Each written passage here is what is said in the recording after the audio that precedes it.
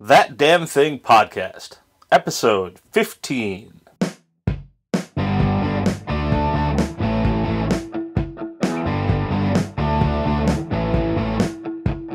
Welcome to That Damn Thing, your weekly podcast for random banter, tangents, giggling fools, and whatever else ridiculousness comes to mind. As always, with you, your hosts, myself, Jason, and... Chris. Yay! Who may or may not be entertaining, depending on if you like. I'm gonna guess not.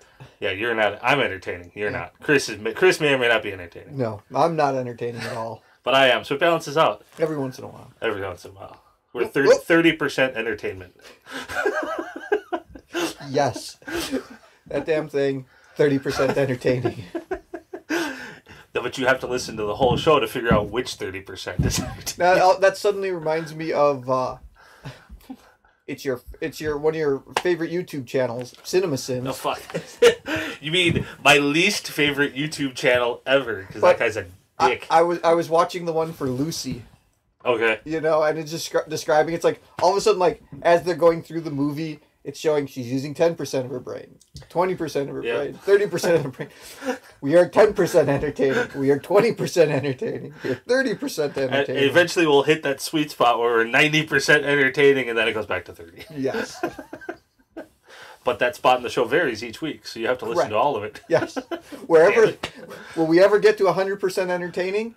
You'll have to tune in to find out. Yes. All right, this week we're going to talk about bathroom etiquette because that's important. Had a handful of new movie trailers come out this week for Ant-Man, for Batman vs. Superman, and of course a little movie you may have heard of, Star Wars. We're going to discuss more about the Marvel Cinematic Universe as usual. A handful of other stories I'm sure that'll come up, and review the first 3 weeks of our Kickstarter of the week and see where everybody's at. So now we will go into the show. So, all right, so I got a question for you. I have an answer for you. It's a bathroom etiquette question. Got it. So, I was at work the other day. Okay. I'm in one of the stalls, sitting down, taking a crap. Okay. Okay. While I'm in there, one of my coworkers comes in and sits in the stall next to me. All right. All right.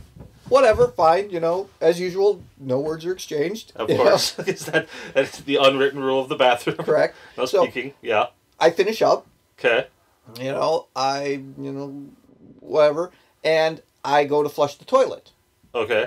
And the handle doesn't move. Okay. It's a little odd. So yeah. I push a little harder, and the handle pops off of the toilet. It hits the tile floor with an incredibly loud ting. Of course it does. Not as loud as when I dropped my wife's wedding ring during our wedding. That is the loudest noise I have ever heard. Okay? But most awkward moment of your life at that point. That was, yes.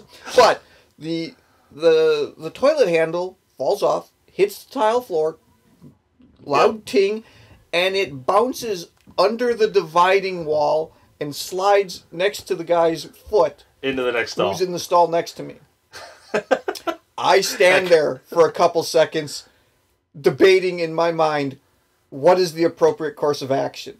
Do I just eject? Do I bail on the whole situation? Pull your ripcord and... Right. That's it, you're done. Do I kind of do a, hey buddy, you want to kick that back over? No. What is the appropriate, response? It is no longer your responsibility. He has gained ownership of said toilet handle, for it is on his side of the wall. At that moment, he is upset because he knows it is his responsibility at that point. And he has now taken on the responsibility of doing something with that handle because you are all completely forgiven for the ownership of that handle for his fallen under his stall. So after several seconds of internal struggle, yeah, what I decided to do is I pulled the top off the tank. Yep. Flushed it. Yep. Through there. Put the top back on the tank. And left.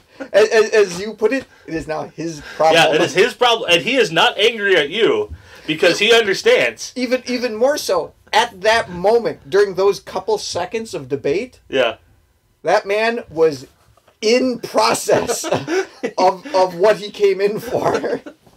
That is going to interrupt his thought process. That is, and he is currently focused on the task at hand. That is correct. I mean, if I were to interrupt him with any words whatsoever, that would just be awkward. That is just, you know. You don't want him to break concentration at that moment. That is very much, because everyone knows. Everyone has had that situation where you are in mid-process and something happens to distract you, break your concentration, or whatever, and everything stops moving. There's a break in the stream. It's just not good. Now it's a 2-part process. It's just uncomfortable. So I'm like, okay. I'm going to wash my hands. I'm going to leave. I'm going to come back in like 10 minutes. Yeah. And I will see what happened. Yep. If the handle is still on the floor, if he decided to say, fuck this, wasn't I didn't touch it last. Yeah. You know, I will pick up the handle, I will fix the toilet, I'll be good. I forget to do that. Of course. Okay. So, the next day at work, I come in, and first thing in the morning, I'm going to go use the bathroom. Mm-hmm. All right? Walk into that same stall that I utilized. Yeah. The toilet bowl is full of somebody's leftover. Yep. The handle is on top of the tank. Oh, at that, I would just leave. That is now someone else has been in the bathroom between you and utilized that stall. They are now the owner of that problem. I did the Good Samaritan approach. Oh, no. I took off the tank, or the top of the tank, flushed it, put the handle back on, put the top of the tank back on, left that stall, and used the other one. That is far more. There's at no point I would be utilizing that stall in any way, shape, or form. Like, nope. Someone else is. You see the color of the bowl, and go, nope. I'm not even setting foot in it. Not my problem. The only reason why I didn't nope out of that one is because I'm the one that caused the handle to fall off. But nobody else knows that. No one else knows that. Potentially, the gentleman in the stall next to me, possibly, if he recognized my shoes. It is possible. I did not recognize his shoes, so I'm not sure who it is. Yeah, but even if he did recognize your shoes, doesn't matter. No one will ever speak of it. It is the unwritten bro code of the bathroom. Now, here's the other thing. There's no speaking of things. It's like Vegas. You know, what happens in the bathroom stays in the bathroom. But here's the thing, too. There was a gentleman who used the toilet, finished up, saw that there was no handle, and just left. That's all you can do. Are you not responsible before you sit down? You got to double check these things. I would. I do. Know, is there a seat? Is there a handle? Is there toilet paper? Yes. Now, sometimes you don't have time. Sometimes you don't have time for that. You gotta go. You have an emergency mission. But for most time, there are those couple things. It is worth that split second. Oh yeah.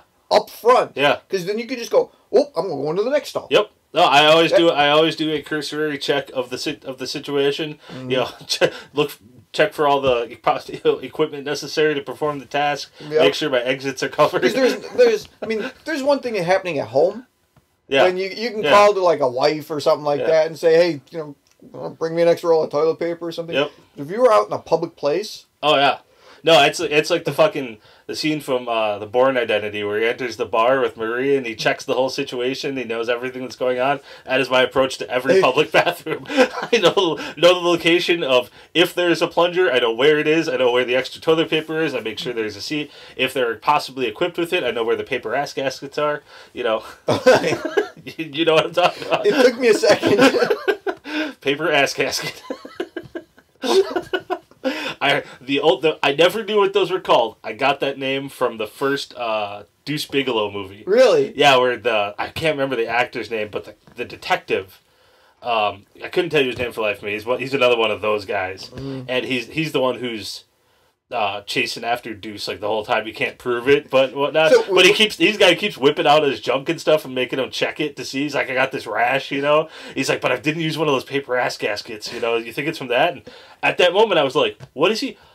I know what he's talking about. And since then, I've never heard another term describe them. So paper ass gasket. I don't know if I've ever verbalized exactly, but I think I've just internalized that they're just the paper toilet donuts. Yeah. Yeah. Paper ass gasket. So, but yeah, no, make sure all of that. If one of those is lacking, I come up with emergency plan B of one, any of those situations. If I cannot capably, figure out all of those, I evac. Have you ever had to, public toilet? Mm-hmm. You sit down, you're done. Mm-hmm. No toilet paper. Do you have to reach out to the guy next to you? Hey, buddy, you want to hand me over a handful of toilet paper? I'm in a sore spot. Nope. I will sit there until he leaves. I will make sure it is I could probably count the number of times on less than one hand, and I have less than one hand. Yeah, less than one on my hook hand. Yeah, less than the number of fingers in one hand, and but yeah, no, I've never have requested toilet paper from anybody in a public area before.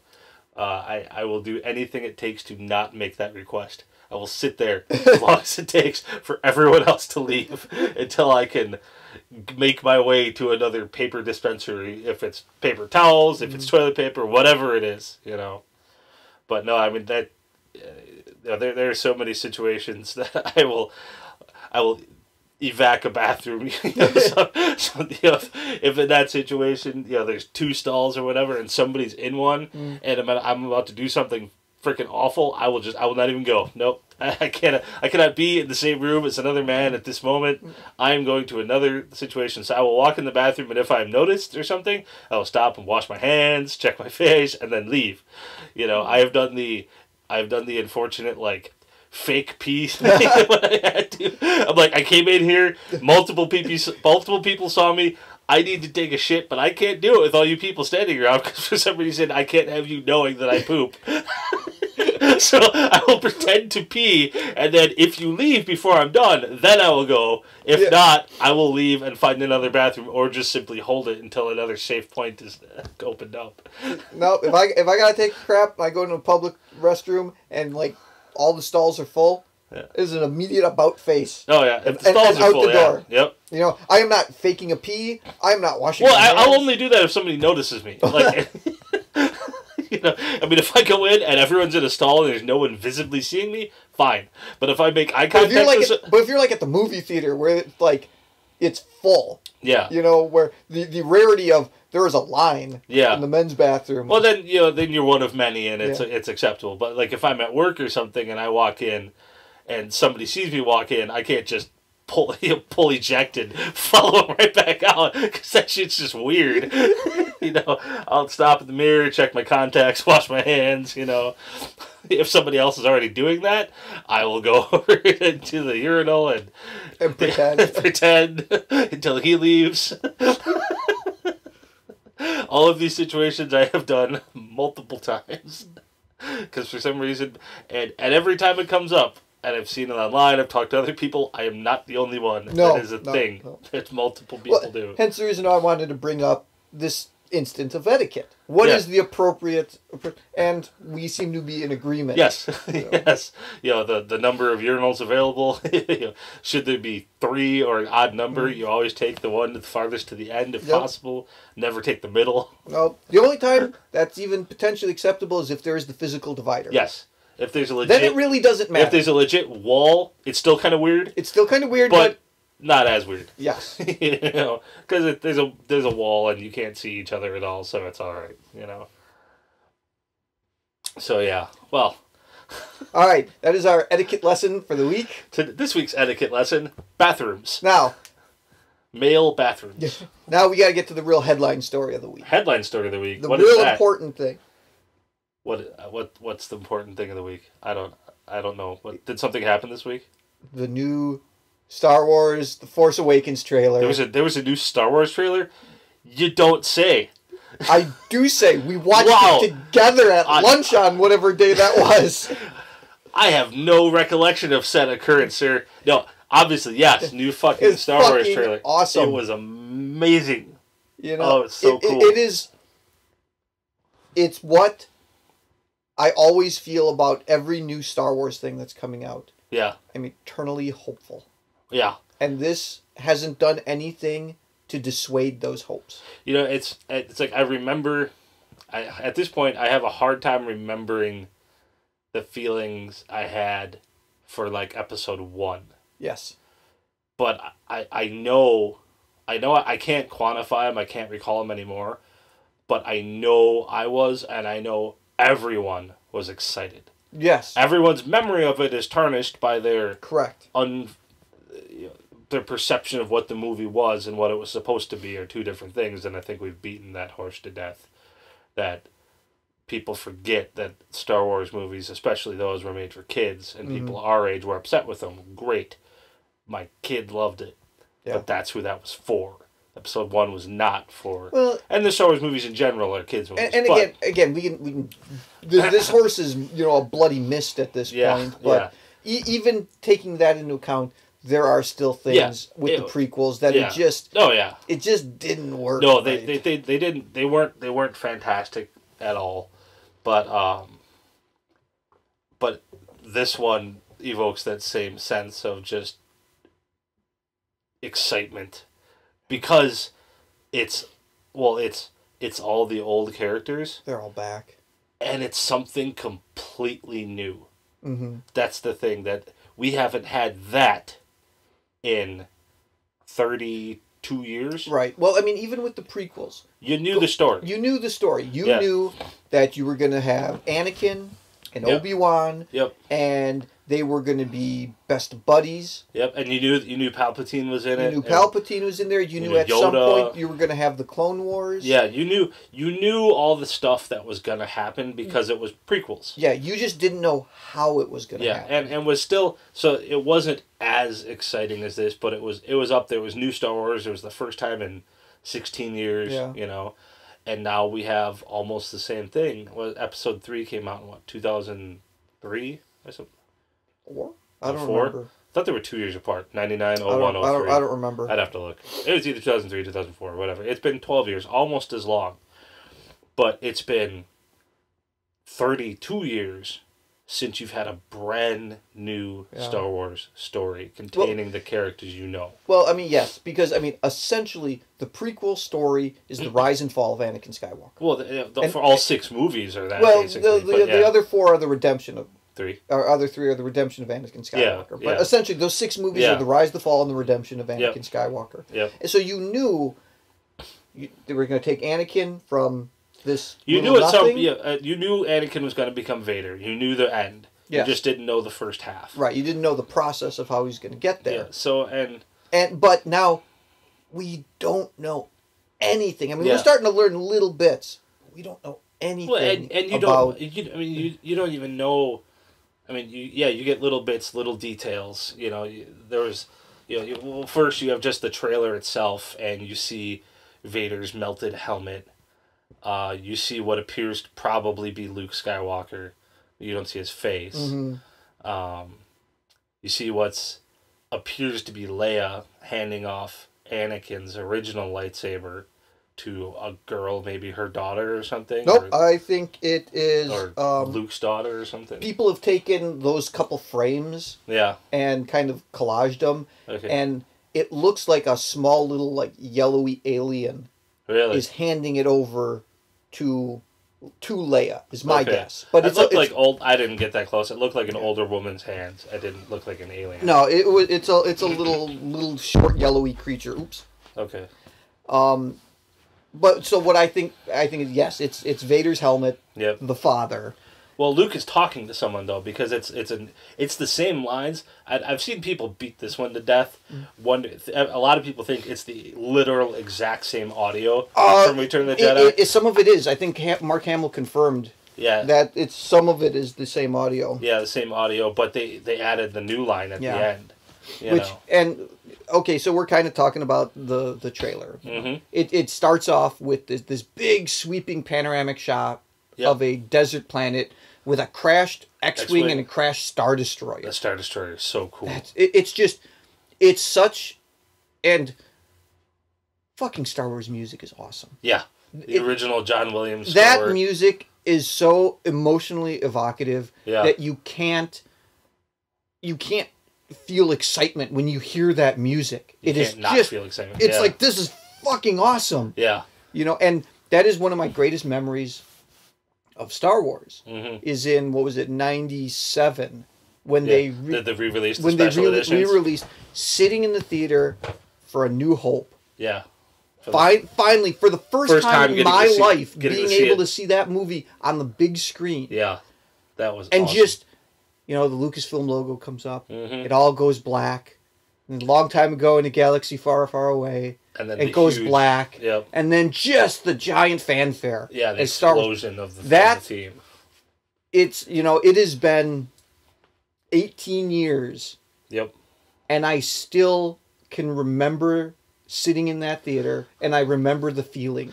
I don't remember that one as much because, see, when I was a kid, I wasn't as big of a Star Wars fan. I grew up on Star Trek.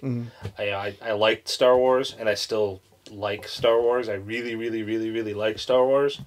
I love Star Trek. That's the difference. I was born and raised on Star Trek. Star Wars was my thing, and I didn't really get into Star Wars until I was middle school. Of it, I'd watched it a little bit, but when I was a little kid, I watched the original Star Trek series. I remember when Next Generation premiered in '87. I was only 6, but I remember the Next Generation starting. Yep. I don't remember the moments of seeing Star Wars for the first time. I think if I want to be realistic, I remember the Ewok movies when I was a kid. Seeing those first. I remember those. I remember seeing those. I saw those first, though, and then Star Wars later, and was like, hey, it's the Ewoks. Because, Star Wars wasn't huge for me. I didn't have any older siblings or anything else that were into it, So I watched Star Trek with my mom and dad or whatever. But, I remember that Star Wars feeling, I remember mostly from The Phantom Menace, when Episode 1 came out. And I just remember the general excitement. Yeah.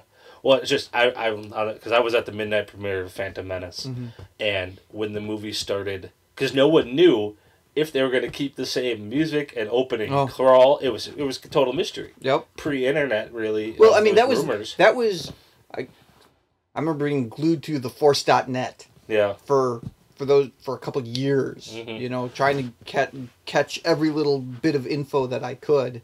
But that was the beginning. Yeah. That was 97, 98, 99. Yep. That was really the beginning of the internet. Yeah, of what it is now. I mean, the explosion of information on the net hasn't happened yet. So in 99, everything was a complete mystery. Yeah. So when you had the Lucasfilm logo hit and you saw a long time ago, and then the opening music hits with the logo and everything, I remember the theater just erupting, and everybody freaked out because it was, holy shit, Star Wars is back. And it's new. It's not rumors. It's not stories. It's not trailers. It's not commercials. Here it is. Yeah, well, here is the next 2 hours. But even that, none of that thought process was there, because there weren't rumors. There weren't trailers. There weren't anything. It was the trailers. I mean, you didn't go online and watch trailers in '99. No. You saw TV commercials here and there, and it wasn't anything like what they are now. You have teasers for teasers and teasers for trailers and multiple iterations of trailers, and this year-long release process of news and images and posters, and it's ridiculous. It's painful how long it's going to be, till Star Wars comes out, because of how many little blips we're going to get, But yeah, so anyways. But back to the trailer. I mean, and what we've learned now is the assumption is the desert planet we've seen in the first trailer, and now this one, is that it's Tatooine. Yeah, but it's not. It's not. It's a planet called Jakku. Yeah. So whatever. No, something random and new. Right, and what it is, apparently, what it is it's another battle that takes place shortly after Endor. Okay. That's when the Battle of Jakku takes place.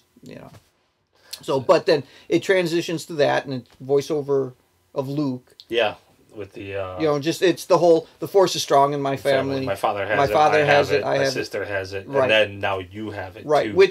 And when they shows my father has it, it's Vader's melted helmet. Which looks like it's sitting on a pedestal. Yeah, it's somewhere. Somebody has it. Yes, it's on a glossy surface. Yeah. It's not like in the remains and on Endor. No, it's someone found it and took it. You know? It looks very skull-like too. Yeah, which is it's cool very how it cool. melted. Yeah, it looks cool. You know, I have it. Yeah. And we don't see Luke. But you see, he's wearing a robe with a hood, and you see his metal hand, and he's like consoling R2. Right. We assume that it's Luke. Yeah. And then my sister has it. It's the little alien handing off Anakin Skywalker's lightsaber. The one he lost when he got his hand cut off. The one that Luke lost. Luke lost on Bespin. Yep. Handing it to who I'm assuming is Queen Leia. Yeah. Possibly, yeah. That's another rumor. And then it goes dark and he goes, and now you have it. Yep. And my assumption who he's talking to is Finn, John Boyega's character. Yeah, that's possible because of the Well, because Yep.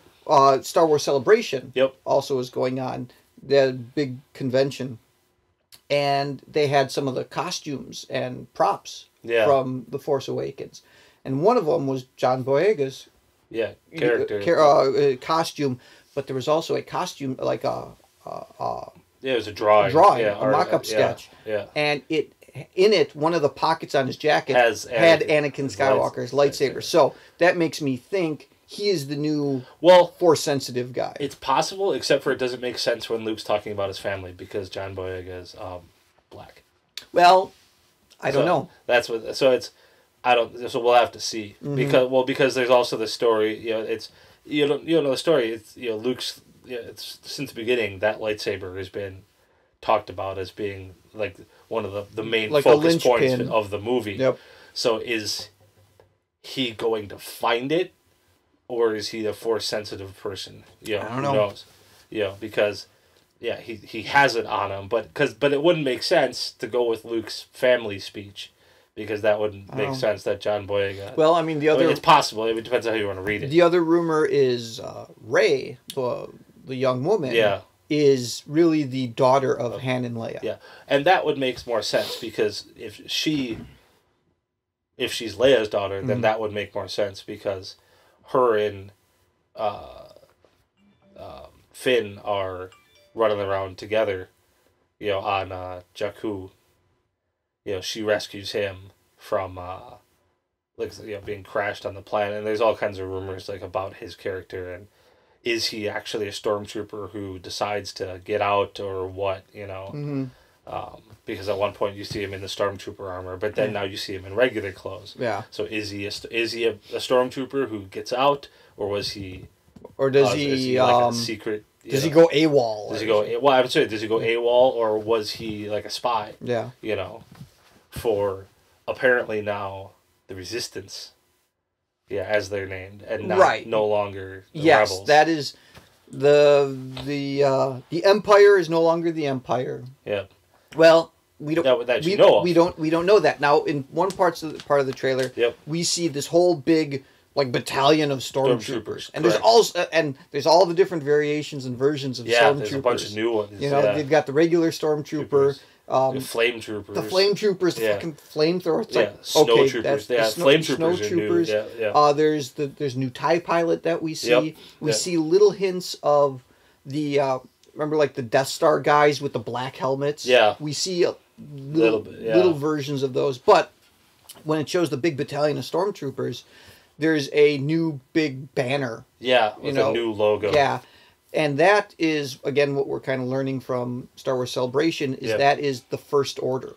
Yeah, so it's clearly what it seems like, the Empire fell, new government has arisen in its place. What I think a little bit is the First Order is a splinter group of the Empire. Yeah. The Empire might still be out there.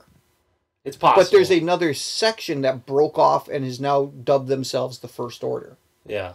Because there's the scene that they show in the trailer in a hangar deck.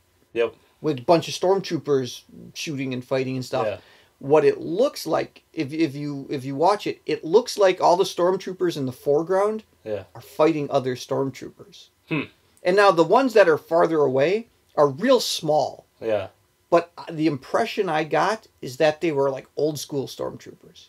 Okay. So that maybe these new ones are the First Order versions of stormtroopers, and the OG stormtroopers are still out there. Still there. You know, so that the First Order and the Empire are still the more entrenched governments, and the rebels are now like the resistance. Or maybe the rebels became the dominant force. Yeah, they took over. And then, but then the First Order rose up and supplanted them. Yeah, and now now they're the resistance. I don't know. There's 30 years of history now that we have blanked. And right, and now we're getting little bits, and we're trying to fill in the gaps. What we need to do, and what everybody needs to do, is to now start, because they're filling that in with books and comics and the Rebels TV show. Yeah, well, the Rebels TV show is still prequel. It's before A New Hope. It's before A New Hope. It's all going to tie together. It's introduced like the Inquisitor and stuff, who's going to be around in these new movies and whatnot in some way.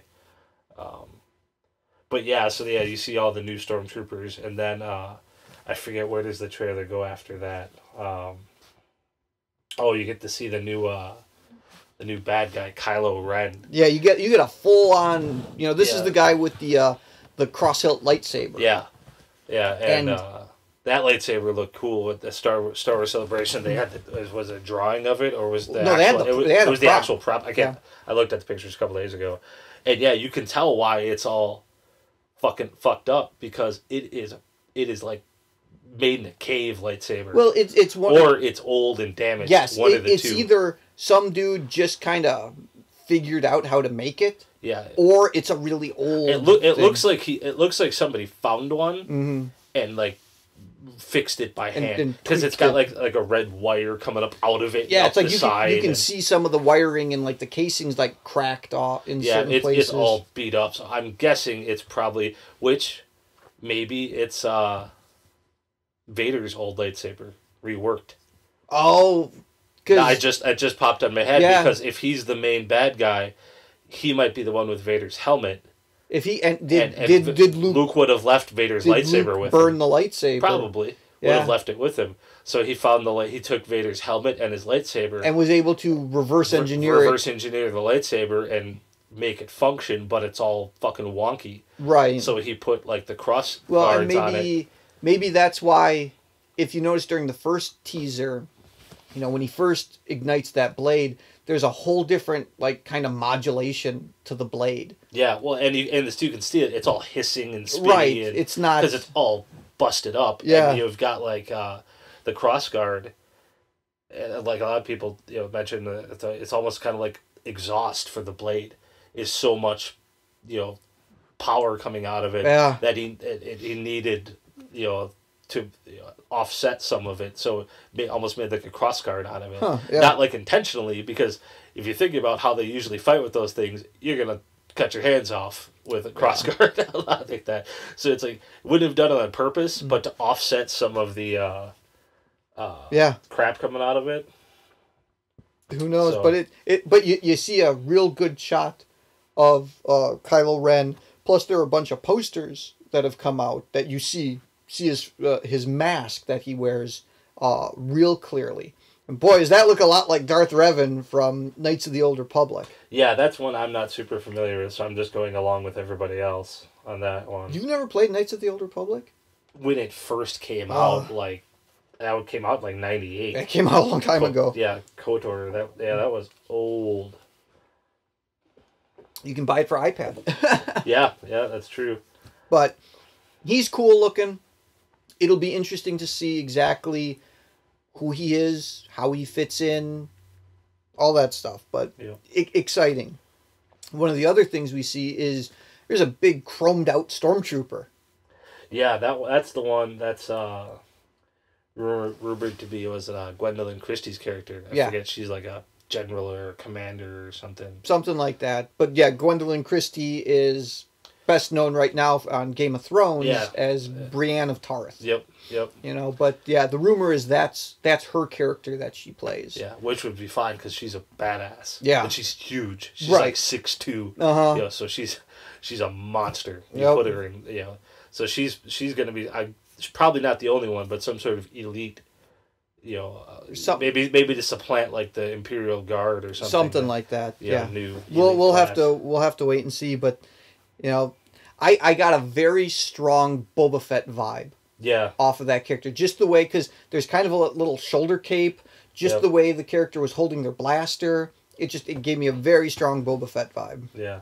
Maybe it is Boba Fett. He survived the Sarlacc I went pit. to look up the picture of the lightsaber, because see how they've got like the fins at the bottom of Kylo Ren's lightsaber? It's similar to Vader's. Similar in design. Yeah. So it's almost kind of like, he took pieces of Vader's and then pieces of other ones and built his own, but it's all makeshift because it's like half destroyed. I'm going to have to pull up some side-by-side pictures.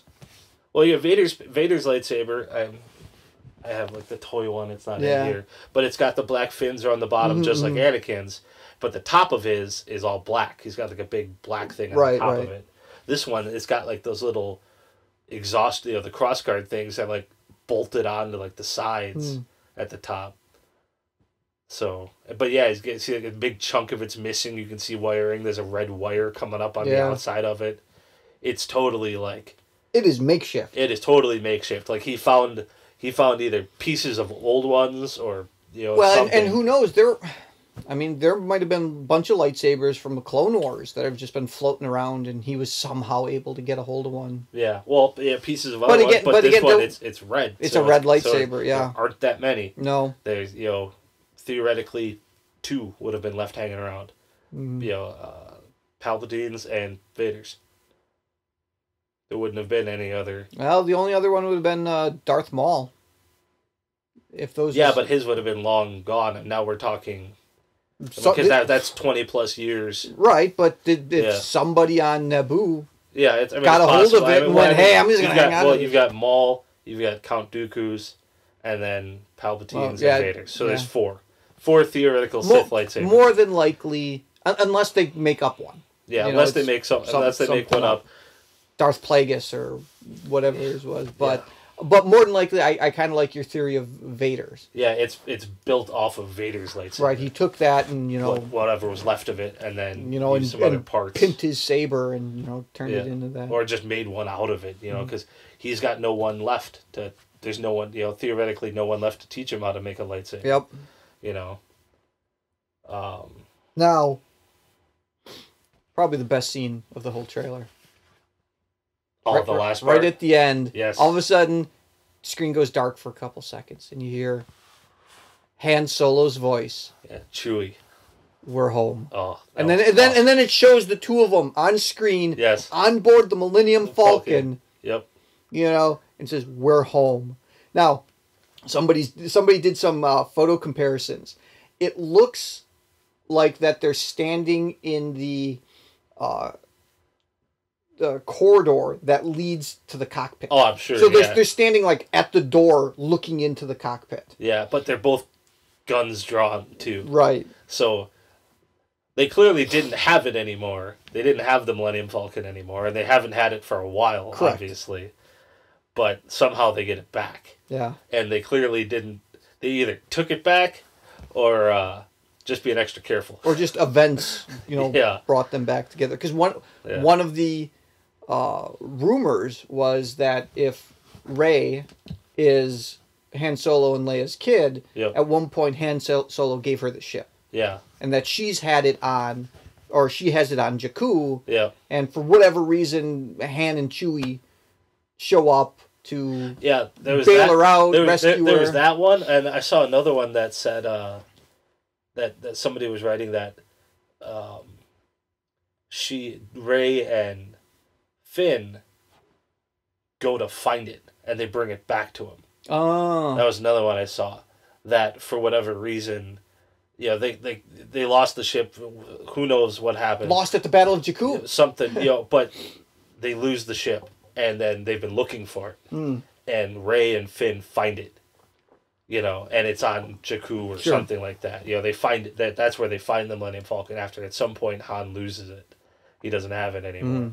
So that's another theory. But that's one of many. There's so many that I am thoroughly pleased with. I guarantee we're not going to have a clue until we get to the theater to see it. I hope not. It's not going to be with J.J. Abrams at the helm, there's not going to be very much information about the movie. But we finally got to see it. Front and center, clear as day. One of the old school heroes of Yavin. Han Solo and Chewbacca are back. And Chewie hasn't aged a minute. No, he is definitely... He looks great. Well, it's only been 30 years. I know. Wookiees last for centuries. I know. It just it looks funny. But he is rocking the just for Wookiee. Yeah, I was just gonna say, there is no gray. He is very clean. He was more gray in Jedi than he is now. Yeah. but I mean, Han Solo is gray as hell, wearing a cool black leather jacket. Yeah, leather jacket, which by some of the early concept art might be like a full length leather duster. Oh, really? Yeah, some of the early concept art for him looks just like that with the white shirt open and a leather, but it's a trench coat or like a duster, which would be cool. Mm-hmm. Very befitting of his Western theme smuggler thing. But super excited. Oh, yeah. Star Wars is fantastic. No shit. The next thing is I want to fucking see Jedi Master Luke Skywalker. Yeah. We need to see him. And I can understand them kind of slowly doling this stuff out. But it's like it's not real until we see Luke Skywalker. Yeah. Because Luke Skywalker is kind of the linchpin that the original trilogy revolves around. Yep. It is the hero's journey of Luke Skywalker. Yeah, the fall of Anakin Skywalker and the rise of Luke Skywalker. But yeah, once we see him, that'll be good. That'll be perfect.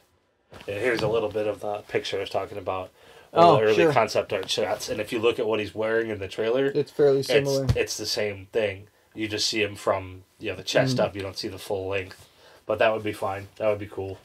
Han in a trench coat with his blaster, Very reminiscent of the coat he was wearing on Endor. He was wearing the trench coat like thing.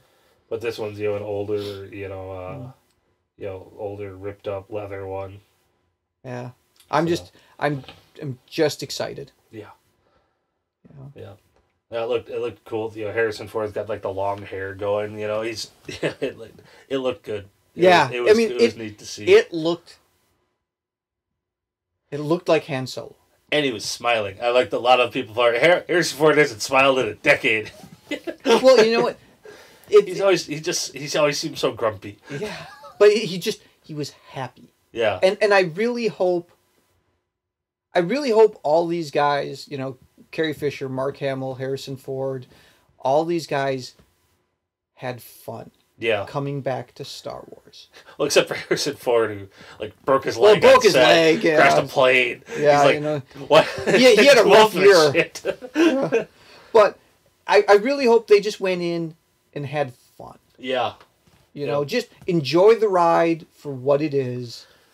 Yeah, all of them have the Shatner epiphany. Right. They all need to have that. Yeah. And Harrison Ford not so much, but because he's always been the grumpiest one about Star Wars. Well, no, he has to have that epiphany the most. Yeah, that's what I mean. I think Carrie Fisher and Mark Hamill are like, hey, we're happy to be here. Yeah, I'm happy to have Carrie Fisher especially. I'm happy to get a paycheck. And it's not that they haven't done anything, but it's. Well, Mark Hamill's been working steady about on voice acting. Yeah. He hasn't been on screen in anything major since Star Wars, pretty much. Even little stuff here and there. It's not like his run in the Guyver was was epic. Hey, he just I like those movies. He just reprised his role as the trickster on The Flash. I saw that. Good stuff. But it's all great, and the whole Chewie, we're home. Yeah. It says so much in that line because it's like all the fans are going back home to the original trilogy that everyone. Well, it's one of those great lines that works on many levels. It's and I have a different reference for it, but it's Han and Chewie saying they're home, and it's Harrison Ford and Peter Mayhew saying we're home. We're back at Star Wars, and it's the fans are back to the same characters. Yeah, well, it's kind of like that's a tangent too much here, but it's what we do in Doctor Who. They make the last three Doctors, Christopher Eccleston, David Tennant, and Matt Smith, at the end of each of their runs, their little monologue or speech they give are equal to what the character is saying and the actor. Because it's both of it is you could perfectly attribute it to both of them. Sure. It's equally the doctor saying it, it's equally the actor saying it. And right. each one is perfect, and it makes it ridiculously emotional for the character and for the show and for the actor. And this is the same thing. Han saying we're home. It's the same thing. Yeah. It's Harrison Ford saying that. It works on a lot of different levels. Yeah. It's like, well, I haven't seen it yet. In Furious 7, Vin Diesel kind of gives a little speech about Paul Walker's character. Yeah, Brian O'Connor. But it's kind of really about Paul Walker it's as well. Thing. It's talking about the character and the actor. Yeah. So when those moments hit on stuff, that's when movies are great. Yep. And it's TV and everything. So. Well, the other Star Wars thing that came out this week, Star Wars Battlefront. Yes. We got to see a full-blown trailer of it. That looks so cool. It looks pretty. Yeah. It looks very pretty. I'm disappointed I don't have a PlayStation 4. Hurry the fuck up, I'm going to have to work on that. But coming out November 17th. Yep. We're getting all the classic original trilogy settings, your Tatooine, Hoth, Endor. Yeah. There's going to be one on Sullust, which we didn't see. Went to, but you heard of. We never saw the surface of Sullust. Yeah. But the Rebel fleet before it goes to Endor. Yeah. The planet that they all meet on. Yeah. That's Sullust. Yep. There was one thing I noticed, and I liked. At one point in the trailer, one of the Rebel soldiers hits a little shield to stop him from. I'm like, that is totally a freaking little Gungan energy shield thing. Yeah, I was like, little bit of the prequel trilogy carried over, because nobody had a shield like that in the original movies. Nope.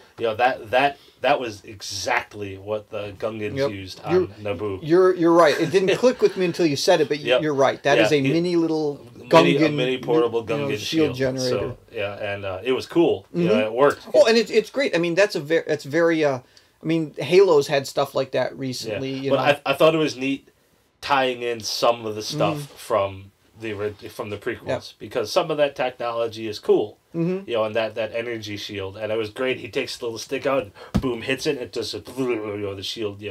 I'm like, oh, it's a Gungan shield. Thank God he's not Gungan. Don't say anything yet. But I mean, they've stated there isn't going to be anything prequel related. Yeah. As far as Star Wars Battlefront goes, it's going to be all original trilogy, and they're going to do some stuff to close the gap. One of the DLC coming out like a month later is going to be the Battle of Jakku. Okay. So we'll get a little more information as they try to fill in the gaps. But that trailer was awesome. It's great. I mean, it's all the standard land combat with all the generic troopers. Well, you have running through the land speeders running through the forest. Land speeders, speeder bikes. Y-wings, Y-wings, X-wings, TIE fighters. AT-ST and AT-AT walkers. Yep. X-wings running through. TIE fighters. Yep. It was like. But we're only going to get land and sky combat. Yeah, there's no space battles. No space battles. No space combat. Yet. They need to make a new flight sim X-wing or TIE fighter game. Yes.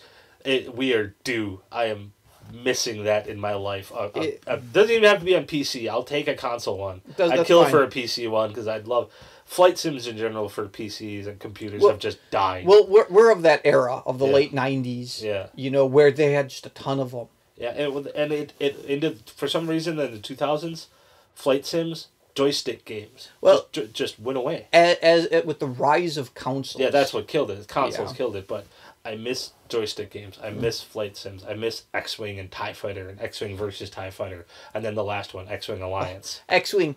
I got that game when I was like 17 years old.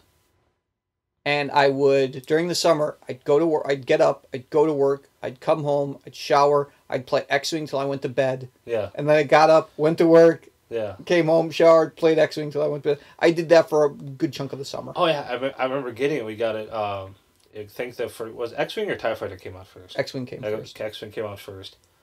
My friend had got it, and his parents got him a computer. It was like 94. and that's when that game came out, and it was on DOS, and we installed it from all the discs. Yep, and, I remember. Yeah, I was 13, and fuck you too. Well, I didn't get it until a couple years later. We got it. We got it like right away, and yeah, we played the shit out of that game. And then when TIE Fighter came out, it was like holy crap, you know. And then eventually, a couple years later, X-Wing versus TIE Fighter, it was like wow. Yep. And then towards the end in 98, 99, X-Wing Alliance came out, and that was on. It was, but by that point, it was pretty much the same thing, but it was on, the graphics were a little better. It was on CD-ROM, you know, but that was it. That was the end, X-Wing Alliance, and then you had like the Rogue Squadron games for Nintendo 64. I never got into those. I had the first one. I played them, but I never got into them. Yeah, they weren't as good. I mean, like the original, the PC flight sim. I think why I didn't like the Rogue Squadron games is because they weren't X-Wing and TIE Fighter. I liked the space combat dog fighting, and that wasn't it. Yeah, I liked that because that's the same reason I loved like the Wing Commander games and stuff like that. You know, it's the space combat and dog fighting. Come on, we gotta get it. New Force, the Force Awakens with the new T-70 X-Wings and the new reverse color scheme TIE Fighters that the First Order has, with the black body and the white panels on the wings. Yeah, those are cool. Fucking yeah. But one of the things about Battlefront is there is no campaign mode. Yeah, I don't know how I feel about that. It's one of those things where it's like Call of Duty. Mm-hmm. You kind of need that campaign mode to give the game some meat. Yeah. And then, all right, you go through, you spend your however many hours getting through the campaign, and then you are going to spend exponentially more time on multiplayer and co-op. But you still need to have something with that campaign. Because what release was it recently that didn't have a campaign? Titanfall. Yep. It was multiplayer only. And it makes it very well. I mean, there was no single player campaign. Right. It makes the game very much a one dimensional. Yeah. And Titanfall was not anywhere as amazing as it could have been. Mm-hmm. Like I got the Xbox One Titanfall bundle. I waited until that one came out. Well, and the only reason I got it was very early on. They had a ridiculous, because Xbox One was getting beat the shit by PS4 for pricing. So they released the Titanfall bundle and they dropped the price by like $100, and it was only $449, and that was still with the Kinect and Titanfall. And I'm like, it's still not a better deal now than it was at that point. And yeah, I love Titanfall, but yeah, it was kind of like you could only play multiplayer, and you can't play multiplayer with anybody you know. There's no like co-op. There's no joining somebody else on the Xbox Live. You're just stuck playing with random people. Well, and and that's the thing too. It's like I'm not a very. I don't do a lot of co-op stuff. No. You know, the only kind of multiplayer stuff I'll do is like Call of Duty. I'll drop into some multiplayer games, but just because I enjoy it. I don't have clans. I don't team up with people. Exactly. I'll just go in and play and get my 30-minute fix or, and drop out. Yep. I don't dedicate a ton of time. Same thing with GTA. I'll just, go in, run around, do some random missions with random people for however long I can and drop out.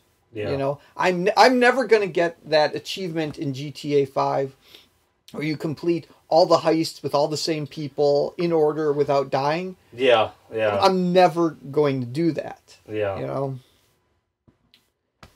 But I'm looking forward to Battlefront. It looks cool. It's an extremely pretty game.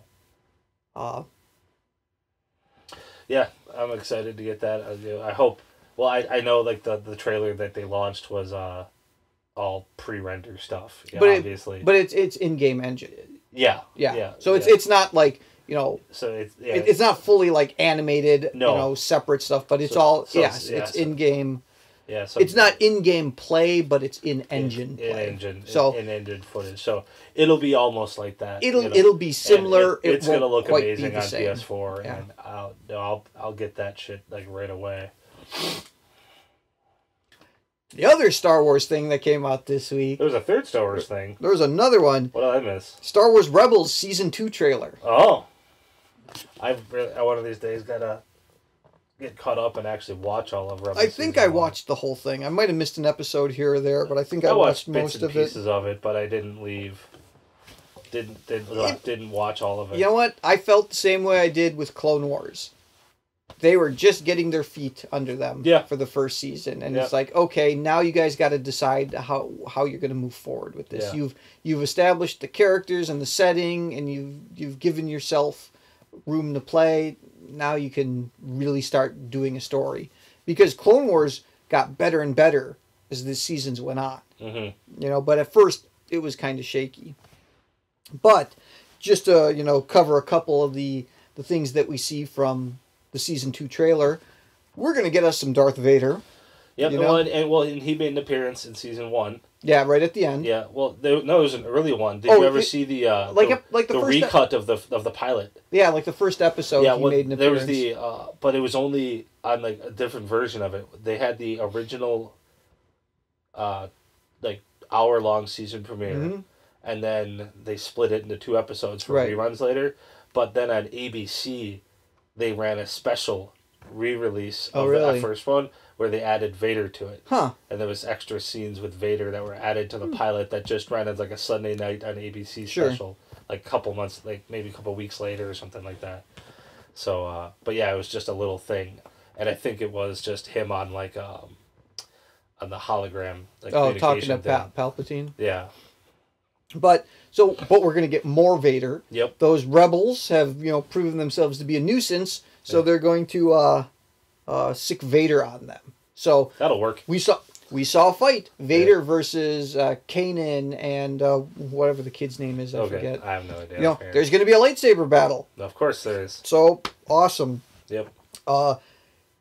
We get to see old Captain Rex and some other clones. That'll be cool. That survived. Yep. Well, because not all of them. I mean, they were millions. Yeah. They're not all dead. Some of them, were able to get away. There were a couple things. They showed both the A-Wing and the B-Wing. Great. Which I love the B-Wing. Well, right, but, and again, this was in, previous canon. Yeah. A-Wing and B-Wing weren't developed until after the Battle of Yavin. They weren't around until afterwards. Well, yeah, in the books they weren't, but just this is all new, so they can do whatever they want. Right, so they can do whatever they want. But yes, we see the A-Wing, we see the B-Wing. The A-Wing and B-Wing are not iconic like the X-Wing. No, the X-Wing. But the X-Wing's where it's at. The X-Wing is where it's at, but the B-Wing, everybody knows the A-Wing and the B-Wing, though. At least Star Wars fans But it's, do. it's cool to see them. Yes. A little variety. I always love the B-Wing. The B-Wing is fucking cool. I thought that thing never got anywhere near enough love. Nah. The Y-Wing got way too much love. I mean, I understand it's a bomber and has a purpose, but the B-Wing just looks cool. Mm-hmm. I have the original B-Wing toy. Really? From 1980 whatever. Really? It's big. It's cool. Yeah, well, and it's got the whole thing where the cockpit stays stationary as you rotate around. They've done a lot of re-releasing of those, like the original exact designs and whatnot re-released in the stores. And yeah, it's cool. It's huge. We also get more Ahsoka. She was revealed in the last episode of season 1 because, well, she wasn't a Jedi when Order 66 came through, so she survived the Clone Wars. She was a Padawan though. Nah, that last season or whatever, she got expelled from the Jedi Order. She? I didn't watch. I forget I kind of fell off at the end there, but she got expelled from the Jedi Order. Didn't know that. They'll be leaving Lothal, which is the planet that they've been hanging around mostly. All right. That's the planet where they found the kid. Yeah. Okay. Hondo is back. Hondo is like a gangster. He was a criminal from the Clone Wars that Obi-Wan and Anakin had a lot of dealings with. He kind of, played both sides of the Clone Wars. Okay. He'd work for the Separatists. He'd work for, the Republic. Yeah. There appears to be a new Inquisitor. Cool. Since the previous Inquisitor kind of fell to his fiery doom. Did he? Mm-hmm. Didn't know that. Spoiler. Yeah, I'm okay with it. But I'm assuming he's a new Inquisitor because he kind of looks evil and he has the same lightsaber. Okay. Yeah. The The spinny twirly thingy. yeah. Yeah. Yo, I wish the toy lit up of that. Oh, it doesn't? No, it doesn't. Doesn't make noise. Doesn't light up. That's Lame as shit.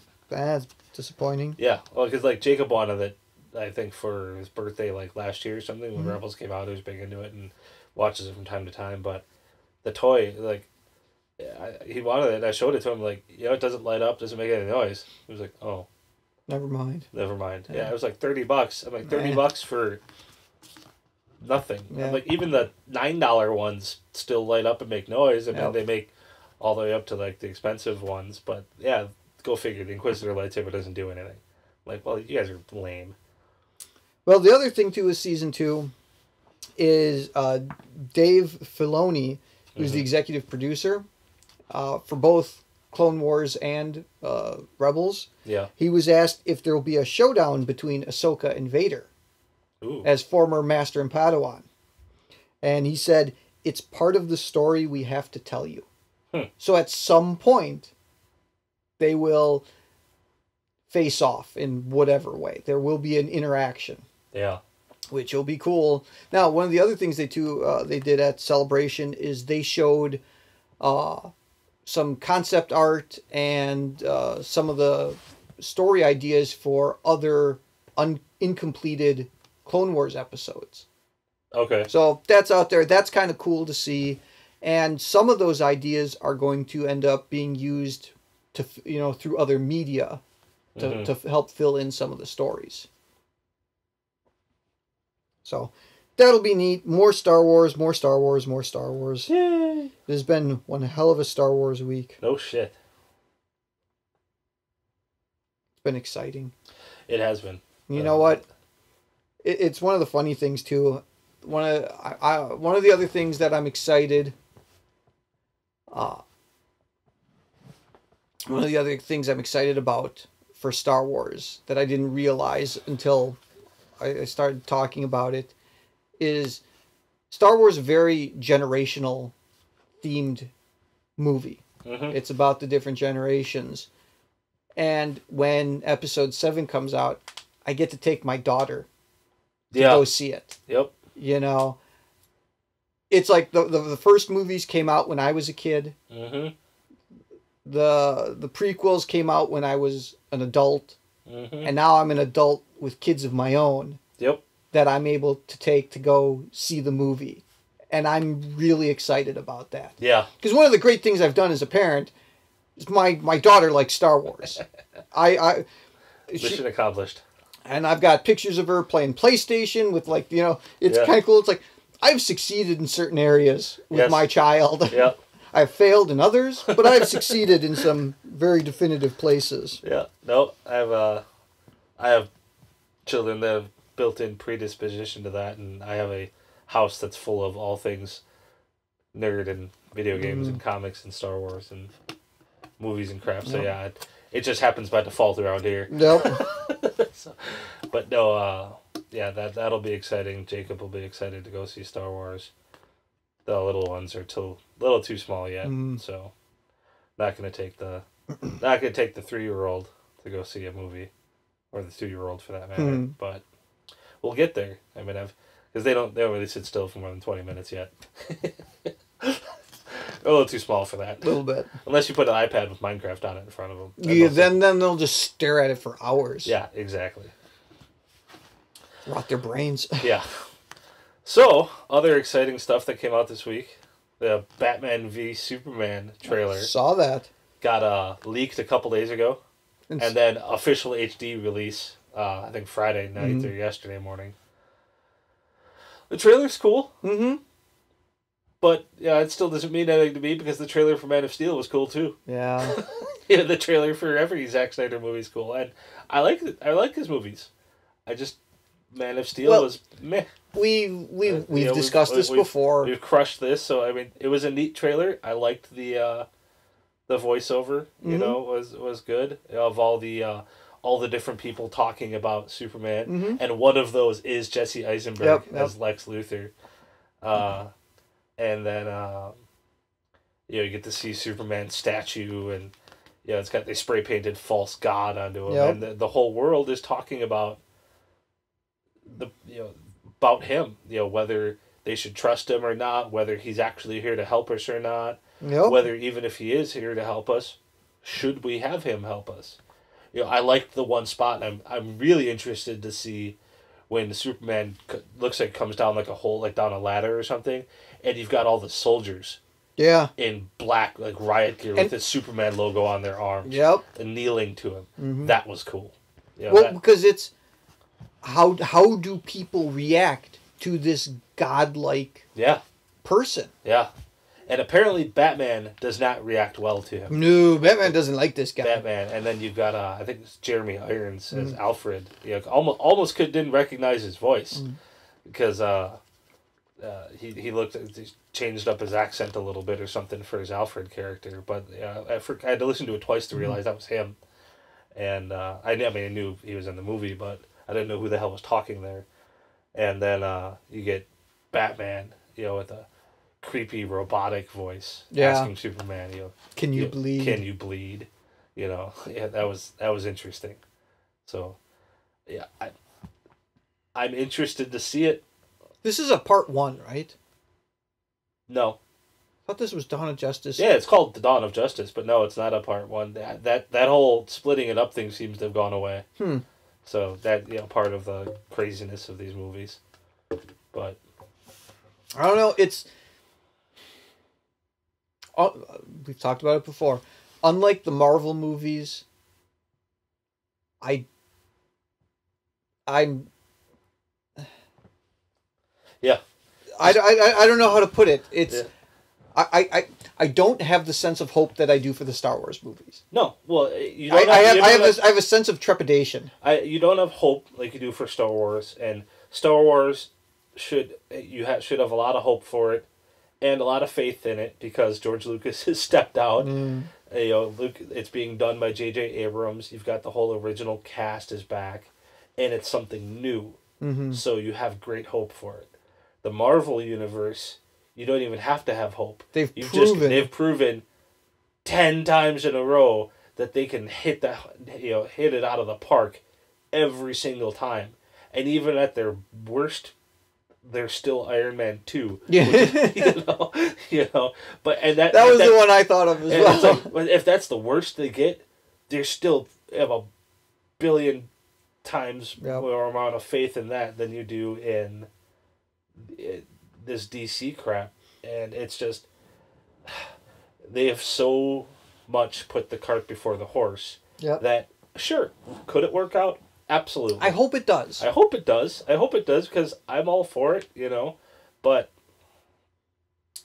you just don't know. But just because their first, where they started with Man of Steel was just, I didn't hate it. I didn't love it. Didn't even really like it. It's just kind of there, I mean, if I ask people to, tell me all about Man of Steel, you're going to have to sit and think about it because it wasn't all that particularly memorable of a movie. No.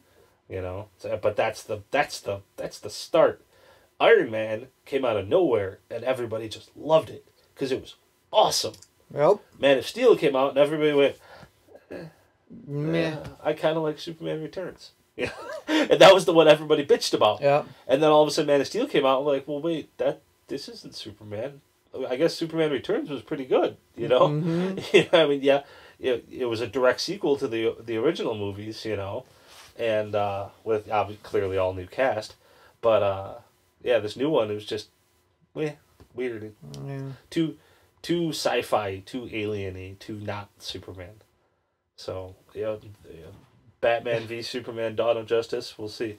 We got to see Batman, in his giant muscular bat suit that looks 3 times larger than Ben Affleck does. Yeah. Well, that's the thing. That's one of the things that I really liked about the Nolan bat suit. Yeah.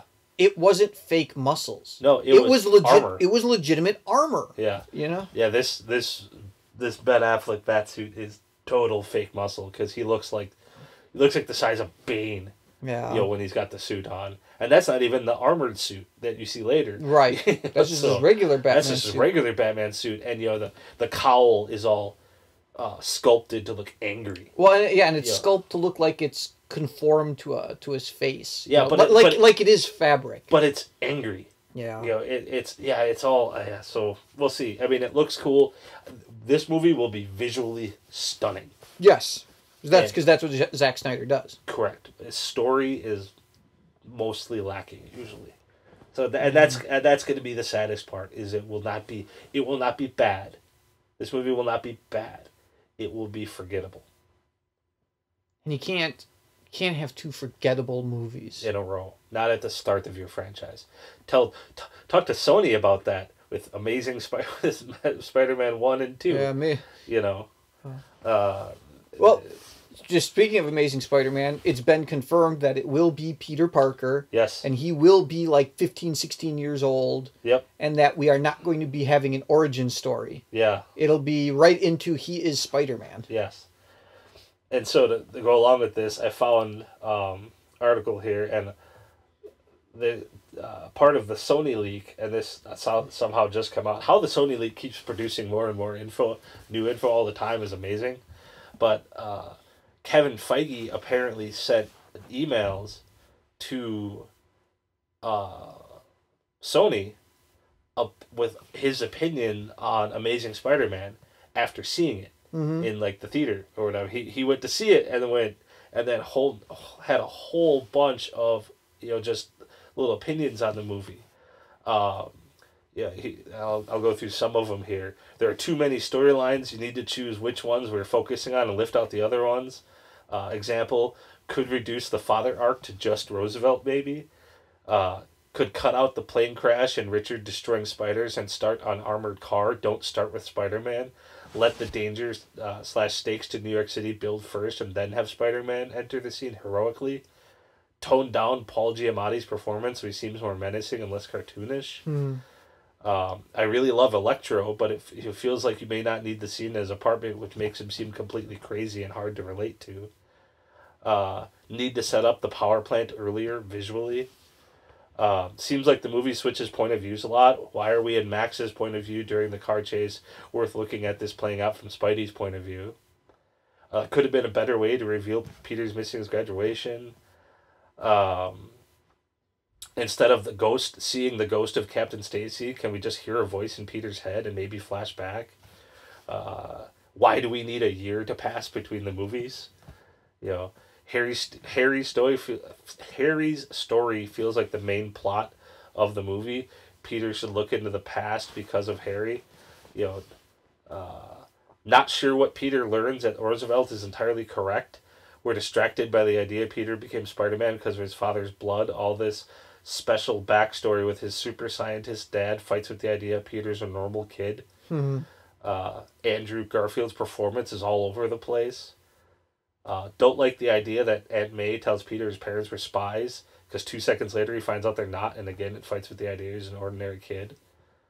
And there's a bunch more of these in here, but it's kind of like he asks, are you using VFX to show how Electro is traveling from one point to another? And he has no idea when they're at the power plant and the electricity is shooting back and forth. He asks, is that VFX or is it real? Oh. He doesn't know. He didn't make it. Could Electro hum Itsy Bitsy Spider before he plays it electronically? Maybe we can use this again. Well, he liked that bit. Because if you remember in the power plant scene from Amazing Spider-Man 2, when he's shooting back and forth between all the big generator things, he's playing Itsy Bitsy Spider.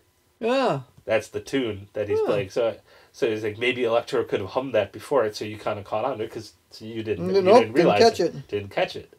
But you would have caught it. It would have been kind of funny. Right. And Kevin Feige's like, no, maybe we can use that. So it's just and the last one, don't show New Yorkers looting. There's another note he had.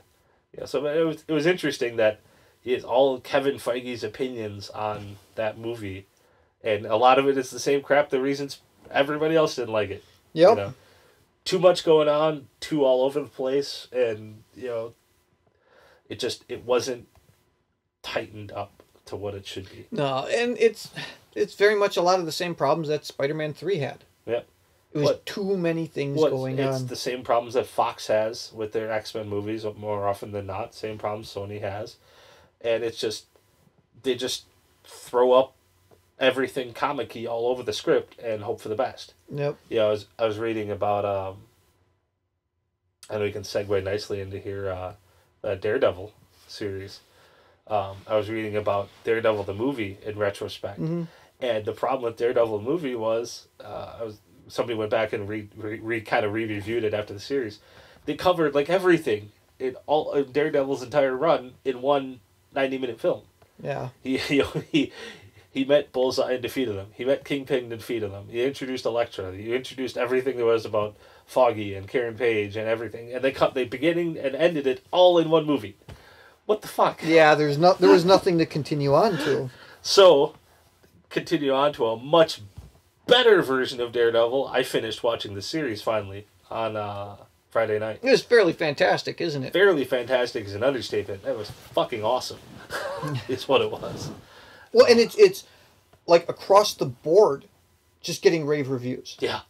Yeah. You know, it's like everybody is going, this is great. This is fantastic. Yeah. Just all aspects of the show are just awesome. Reading comments just from regular people, a lot of people had, a little bit of angst and trepidation about it going into it, and by the time they have several episodes in, go, wait, this is awesome, But I can't find anything I didn't like or would have wanted to do better or see differently or anything. Vincent D'Onofrio's Wilson Fisk was freaking awesome. Oh yeah, he owned that character, and he made that character nuanced and deep. Yeah. I mean, if nothing else, the entire running arc of that painting. Yeah, that was cool. And everything constantly tying that in. And constantly tying that in to the walls of his apartment when he was a kid. Yeah. And then even to the wall in his prison cell at the end. Yep. And it was the first thing that Wilson Fisk said in the entire series when Vanessa asked him, what does this painting make you feel? Alone. Yep. Where is he at the end of this series? Yeah. He's alone in a prison cell. Yep. It is, you take out Daredevil. Yep. And you just have this story about Wilson Fisk. Mm-hmm. It's fascinating. Yeah. I want to know more about him between 12 and whatever he is now. Yeah. All the time he spent in Asia. Yeah.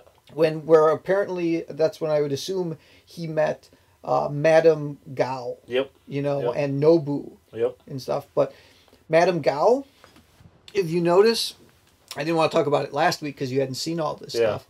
But the dragon insignia that she has on her heroine. Yeah. It's the same insignia that Iron Fist has on his chest. Yeah, that's what I thought. Yep. Well, and she also at one point comments she's from a place farther away than China.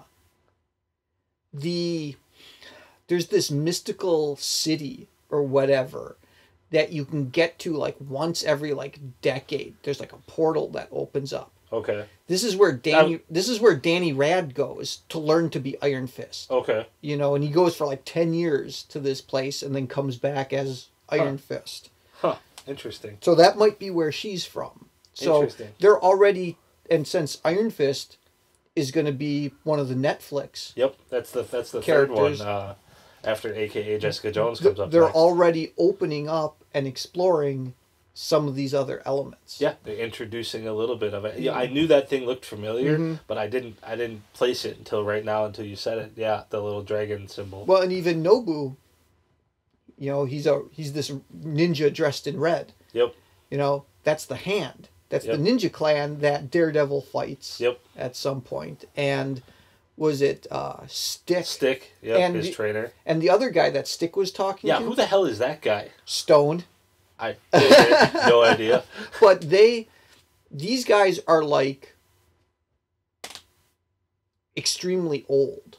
And there's this mystical war that they're fighting. Okay. I forget exactly who.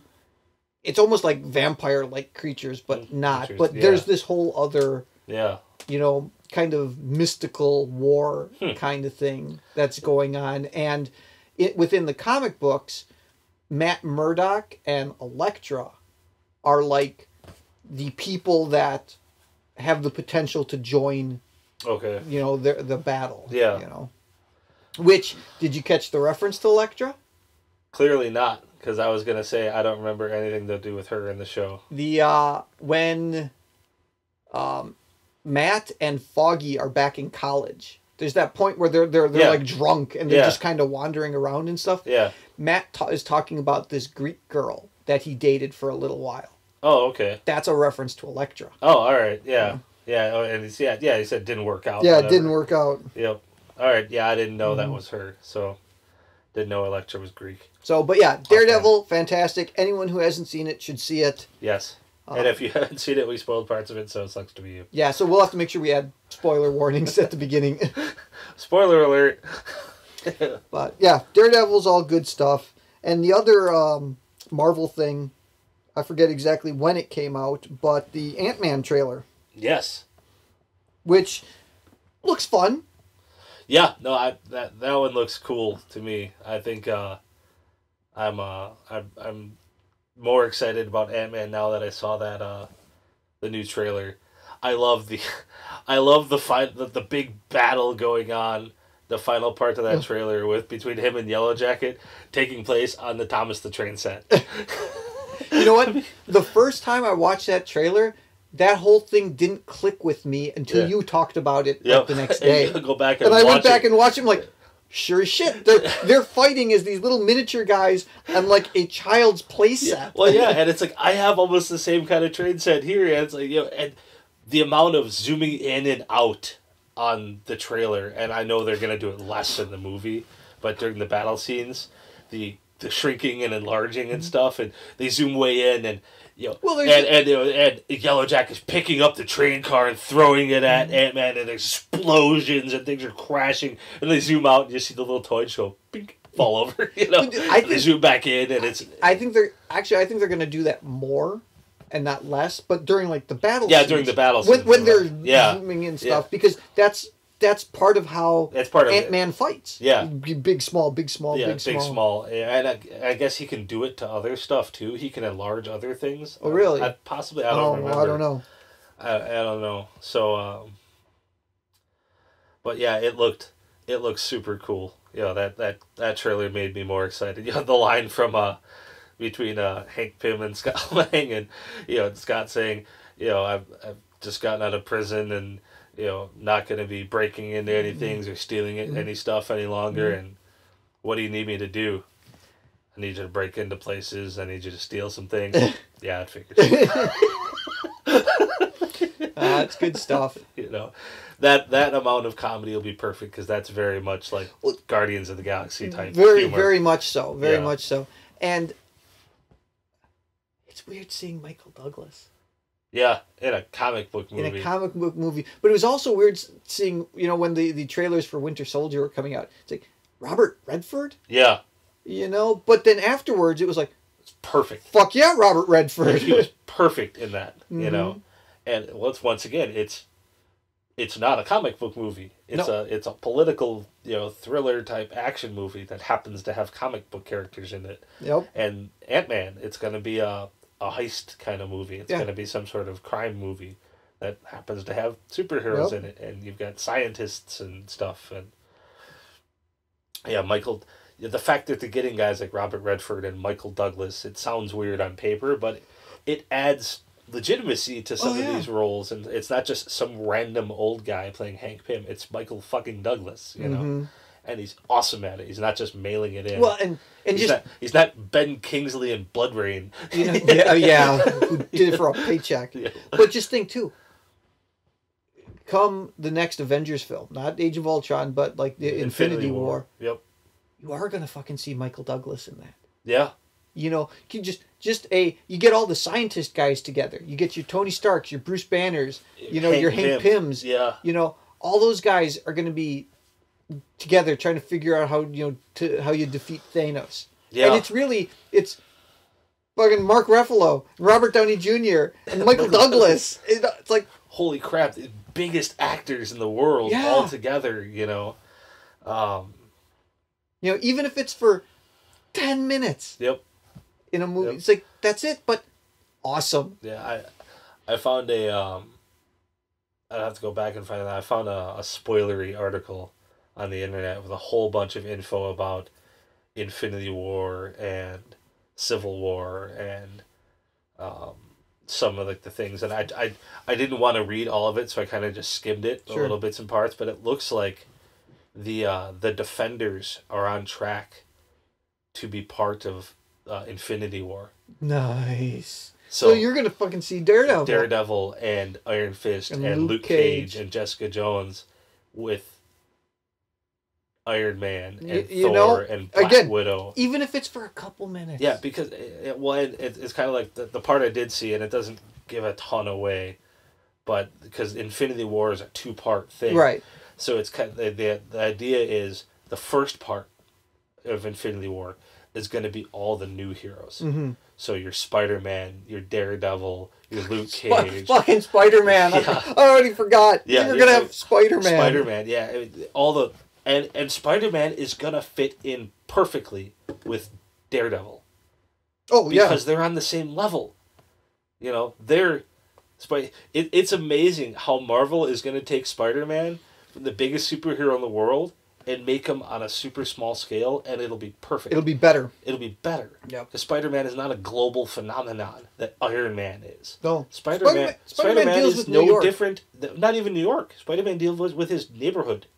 Just like Matt Murdock is in Hell's Kitchen, Peter Parker's in the Bronx or Brooklyn. It's New York in general. I know, but it's not gonna be though. It's gonna be Peter Parker because I mean, think about it realistically. He's a 16-year-old kid. Yeah. That's the crux of Spider-Man. Mm-hmm. He's a superhero, but he's a 16-year-old kid. He can't just go all over New York City because he still has to go to school in the morning. What was it? What did I read?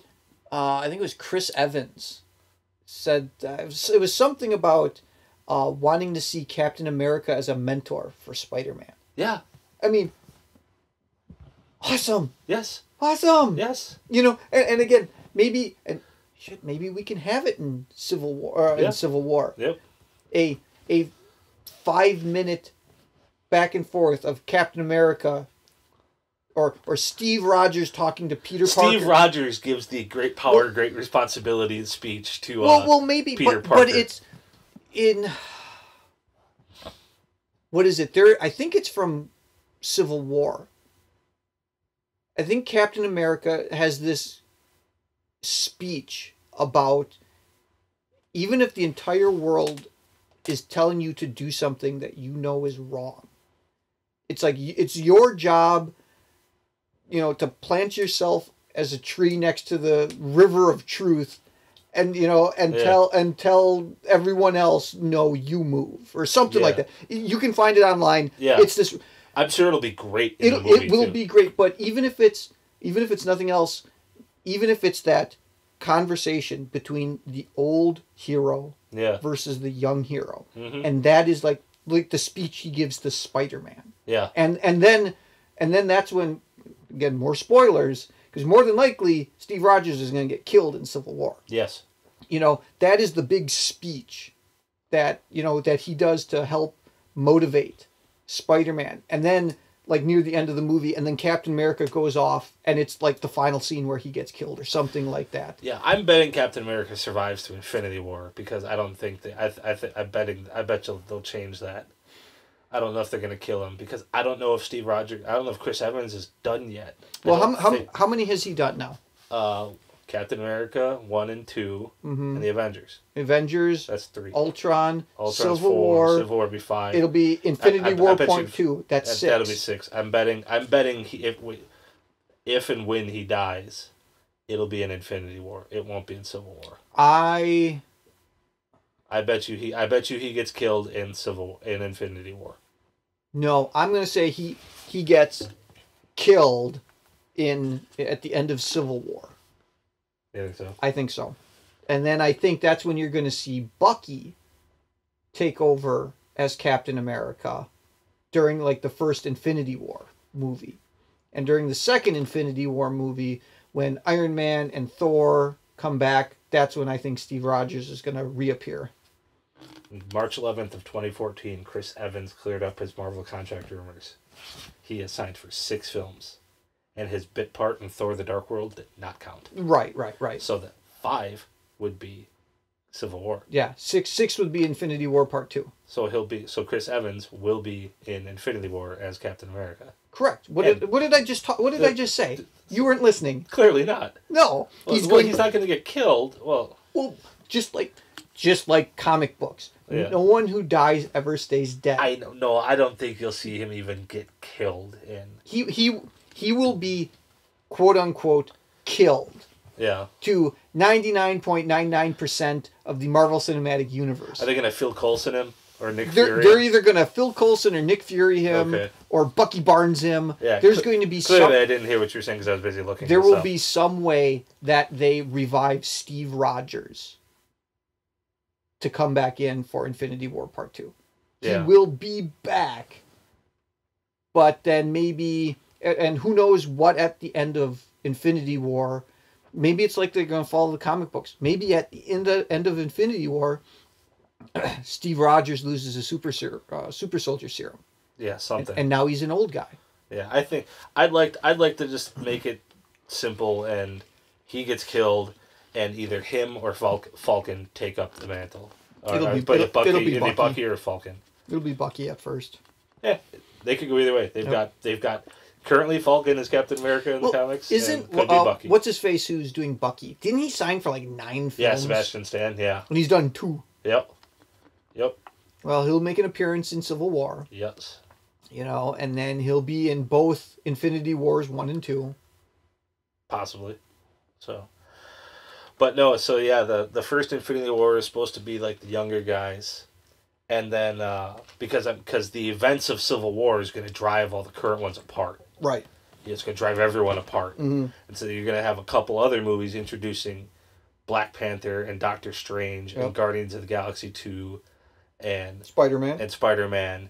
And then you're going to be back. Infinity War Part 1 is going to happen. Right. So your Infinity War Part 1 is going to be Spider-Man, Black Panther, Doctor Strange, possibly the Defenders. Right. Maybe get one of these Guardians of the Galaxy characters, get Star-Lord or something, and because at some point they're not going to keep them separate. No, Guardians are gonna hook once up. Infinity War rolls around. Yeah, it is going to be all hands on deck. Yes, everyone in the universe. And at some point, there is going to be a scene. I need Tony Stark and Star-Lord on screen together. No, there is going to be a scene where it's everybody. That will be fucking awesome. In character, in costume, you will have everybody. You'll have Iron Man. You'll have Captain America. You'll have Thor, Black Widow, Hawkeye, Hulk, Vision, Daredevil, Luke Cage, Iron Fist, Jessica Jones, War Machine, Black Panther, Doctor Strange, Spider-Man. All the Guardians of the Galaxy. Yeah. All the fucking people from Agents of S.H.I.E.L.D. Yeah, Phil Coulson will be back. Yeah, you could have Mockingbird, Deathlock. Yeah, they're all going to be there. Because they brought back Deathlock. Well, and then you've got the Inhumans thing running around on Agents of S.H.I.E.L.D. now. They're all going to be, and then even all the ancillary support characters. The fucking Natalie Portman's character. Yeah. And Maria Hill and Skarsgård guy. Yeah. Eric Selvig. Yeah, Maria Hill and Hank Pym. Yep. And everybody. Well, then you've got your bad, Loki. But now here's the thing: is Thanos such a threat? That even Loki joins. That even like Loki and Justin Hammer and all these guys pool together. Yeah. The biggest, greatest minds and most capable people say, all right, this is the biggest, baddest threat we have ever faced. And whatever, personal differences, all of a sudden you get, Falcon and Bucky Barnes. About Falcon and Winter Soldier. And you got, think about other guys from Thor, Odin and Loki and Heimdall and Sif and Do they the are they Volstagg. And just literally everybody. Everybody. We have no budget for extras in this movie because we have the main character. Because fucking Heimdall's going to be an extra. Yeah, Idris Elba is going to be the smallest part of his career. Heimdall. I mean, just imagine that. Yeah. Well, it would be cool to see because you have Infinity War, and you have it from. Fuck, you could have goddamn stick. Yeah. Well, you fucking you have it from all the new guys' perspective. Mm-hmm. And then you can see it's like Thanos reveals himself, but then you kind of start popping between all the different universes. Mm. So like, what effect does it have on Asgard? Oh, what right. effect does it have on? Don't forget, we're gonna have Thor 3, which is Ragnarok. Well, and that comes between the Infinity War movies. Right. Yeah, Ragnarok. But is it between the Infinity War movies? Yeah, Ragnarok I think becomes between them. Yeah, the next one, we've got Civil War, then Doctor Strange, then Guardians 2, then Spider-Man, then Black Panther. Oh, I forgot about Captain Marvel. Oh, yeah, that's right. Infinity War Part 1, then Captain Marvel, then Infinity War Part 2, then Inhumans. Oh, fuck, I forgot about the Inhumans movie. That's slated for 2019. Fucking A. Yeah, so we've got here May 1st, Age of Ultron, July 17th, Ant-Man. Forgot about fucking Ant-Man, even when we were just talking about that. May 6th of next year, Civil War. November 4th next year, Doctor Strange.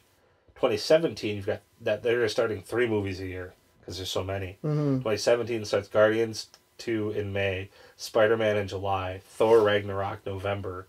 2018 May, Avengers Infinity War Part 1, July Black Panther, November Captain Marvel, May of 2019 Infinity War Part 2, and then July Inhumans. Well, holy fucking balls, Batman. Well, now.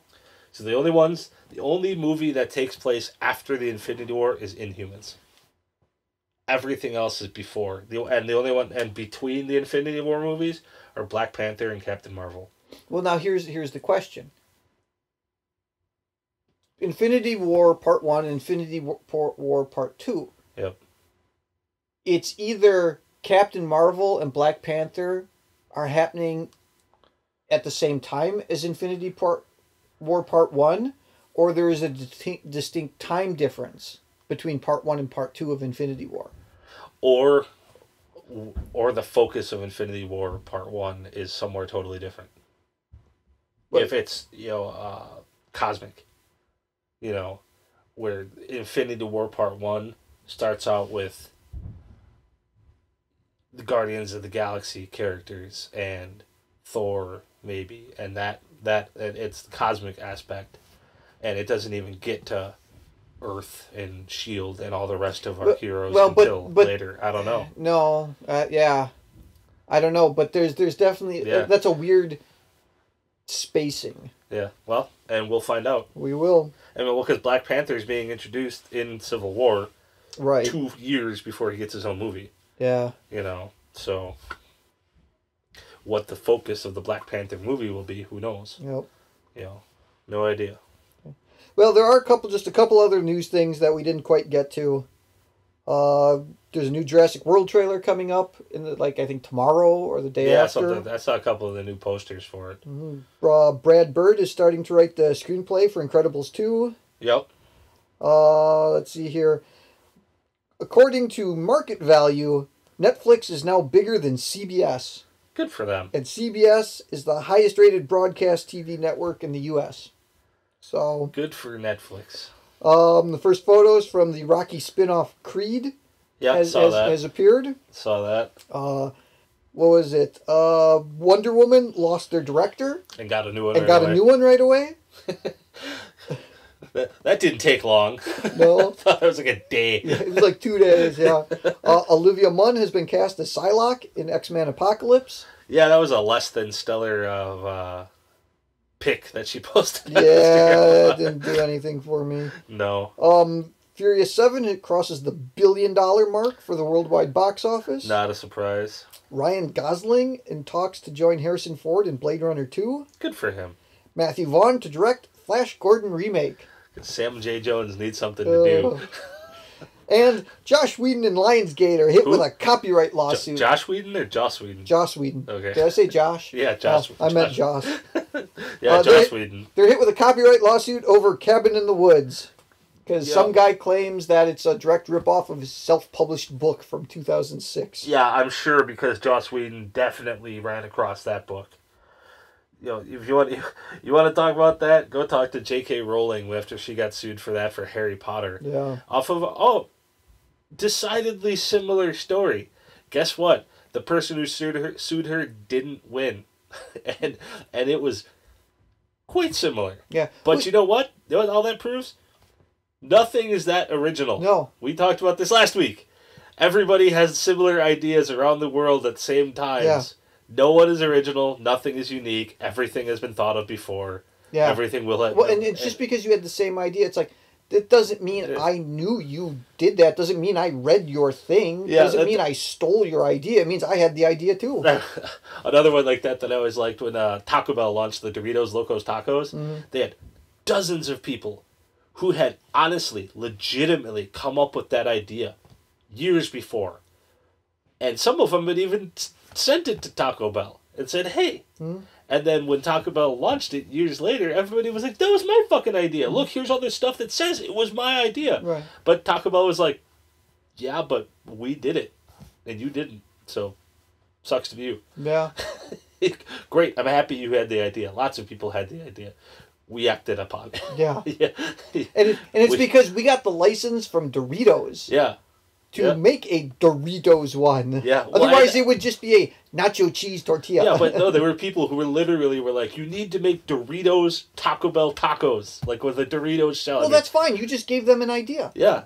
You do not retain ownership exactly. of that idea. Well, it's the same thing. It's like, great, you made a horror movie about kids getting killed in a cabin in the wood by evil monsters. How original of you. Yeah. All right. Now here, the other day, just real quick before we finish up our Kickstarters. We haven't started our Kickstarters. Yeah. You were telling me the other day that Josh Hartnett was Christopher Nolan's first pick to play Batman. Yeah, and for Batman Begins. Yep. Yeah, and then I saw he was offered the role of Superman, and would have made $100 million over 3 films for the new movies, for like Man of Steel. I'm not sure when. Probably, but yeah. Yeah, but so he was offered that down both Batman and Superman. Maybe it was for probably Superman Returns. I bet that would have been more along his timeline. Yeah, but he was offered Superman and Batman and turned them both down. What a fucktard! That's the only name I can come up with. Josh Hartnett now is complete fucktard. Wow. Because. Damn, man. Well, and like his reasoning for turning down Batman was he was like 22 or 23 or something and didn't want to be stereotyped into a role and blah, blah, blah. And he wanted to be an actor and be diverse. And you know what? Whenever I hear that come out of actors' mouths, it irritates me because you're being a pretentious douchebag. I mean, that's all you're being. And I don't want to be typecast into a role. Fuck off, that is not a reason to not do something, I mean. But it is a legit concern. It is a legit concern. But when you're 22 and trying to make your way, and you turn down 1, okay, you turn down 2, come on, It's like, well, here's the thing: you get paid $100 million over 3 movies. Guess what? You can do every fucking art house project you ever want to do for the rest of your goddamn life. Just own your thing, make it the best, and you know what? If you're that good, you don't have to worry about being typecast. Right. If you're good enough. Mm-hmm. Some actors just own it. Yep. Pierce Brosnan, that man will never be anything other than a suave British spy for the rest of his life. Yeah. But it's because he just is.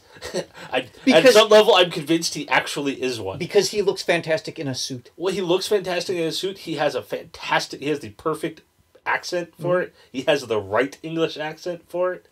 And he just has the look. Just and it works. All of his movies, he is a suave businessman or spy, and he never attempts to do an American accent or anything. Doesn't need to. Doesn't need to. but it just own it. You know, Robert Downey Jr. Nobody he's not has to worry about being typecast as Iron Man. He's Robert Downey fucking Jr. You know, Josh Hartnett. You know what? More people would know who you are now if you would have done those damn movies. Correct. He was coming off of Black Hawk Down and Pearl Harbor. Pearl Harbor.